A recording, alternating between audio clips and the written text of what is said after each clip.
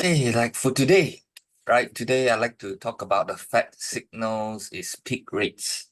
Okay, so we had the FOMC meeting, and I want to discuss a bit, what's the outcome like and what's going to happen next. So in the recent meeting, the Fed, right, maintained its interest rate at 5.5% for the third consecutive time.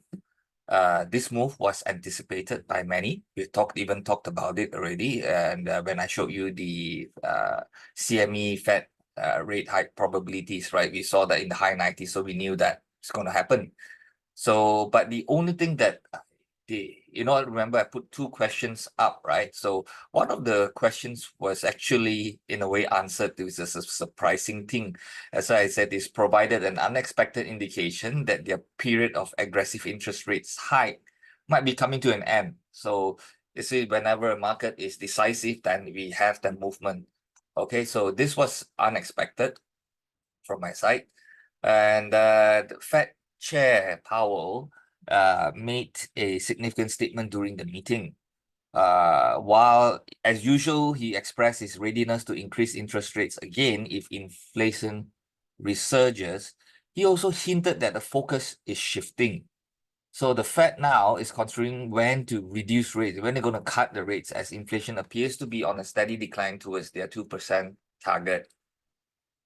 Now, this is a shift from remarks less than 2 weeks ago. That's why it was a bit unexpected when because 2 weeks ago, he pushed back against the market expectations for a rate cut in the first quarter of next year. So it didn't give that indication. He said, no, we're still looking at it. And, right now there's a change, right? So I've talked about the dot plot, how important it was. So what the dot plot revealed was that 8 officials saw fewer than 3/4 points cut next year, while 5 anticipated more. Okay, so this is clearly more than most analysts expect at this juncture. Right? So this is one development that we've seen. Now, if you look at this chart here is the rate probabilities, in the coming months.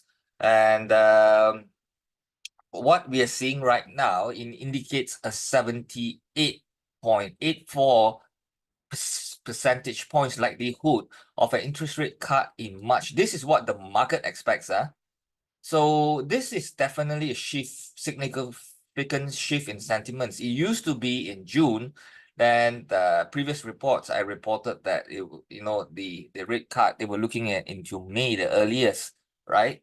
If I'm not wrong, at that point when I talked to you, shared with you all, was at the 60s. Now the May is in the 90s, above the 90s, and then the March right now is at 78.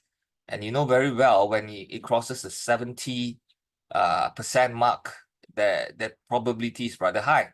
Okay.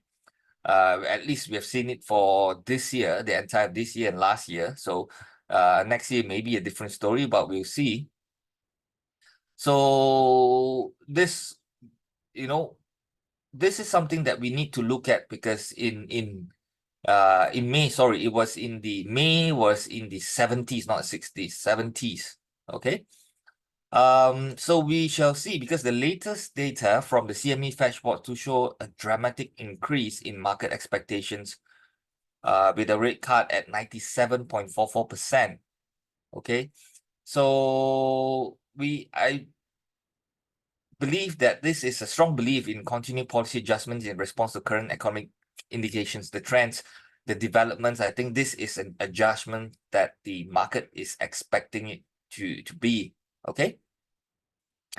Now, market expectations are currently set on a cut soon, right? But the pivotal question remains. This is something that, this is what the market expect. Will the Fed align these expectations with these expectations? Its actions with these expectations, that this is what the market thinks of it. Would the Fed agree or disagree with it? Now, that is the question I want to bring up today.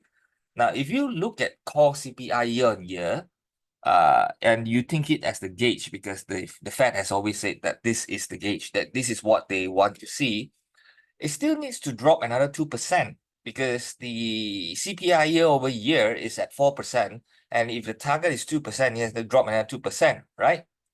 And if you look at the data so far, CPI has not dropped the previous months. In fact, it maintained at 4%. So it would still need to see some trajectory. Now, I'd like to remind again that you actually the inflation don't need to go to 2%, then only the Fed cuts rates. As long as the Fed sees that from 4%, it's gradually moving according to the expectations towards that 2% trajectory, then they will start cutting rates. Okay, so this is one thing. Now, if you look at the wages and see, then it gives you an idea that support, whether we are seeing that this March is a probability or not. Okay, now, if you see wages, inflation or wage growth, it dropped, but now it has risen again, right? So all the way from 5.8, 5.5, 5.2, now it's back up to 5.74. Now, and this is expected to persist above that 2% because the Fed is also setting a 2% mark for this wage growth also as well, and it's still a bit far away, right? 5.74. And if you look at the other jobs data, the non-farm employment figures is also quite impressive, coming above expectations and surpassing the previous month's figures. And to top that, right, unemployment dropping to 3.7, it used to be 3.9. Right? So this indicates, if we're talking about the jobs market, it still remains tight.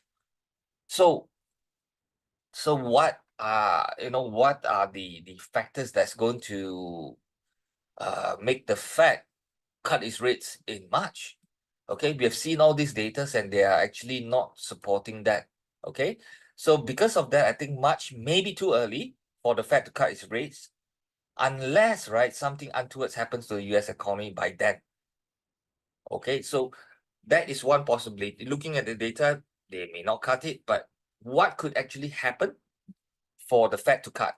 If you look at these scenarios, if these few things happen, it might force the Fed to cut rates in March. Okay, a month ago, if you remember, I was talking about the Bank Term Funding Program, BTFP. And that would end on 24th of March. And if by then the banks have still not resolved their issues, their financial issues, it could be the catalyst. Okay, so I'm then bringing up the chart to show you the BTFP program. How is the progress? How is it like? If you look at it, right, it is still on the move up. And in fact, in the last month itself, we saw this lending in going up even higher. Okay, so now, so what does this mean is that the banks are still need this support, right? This is what we're seeing. So other than that, there's also another thing that might, cause the Fed to cut rates is the growing debt and also loan delinquencies, which can give a lot of issues to the economy. When I talk about growing debt, it has nothing to just not only the consumers. You must think about the US in general, because they are a debt-based countries, and they have, as long as the interest rates remain high, the government would have less money to spend.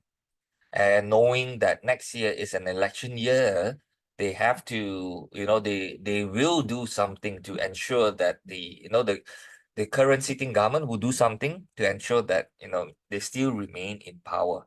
So these are the things that could actually force the Fed to look into rate cutting measures. Okay. So, okay, so that's the end of the fundamental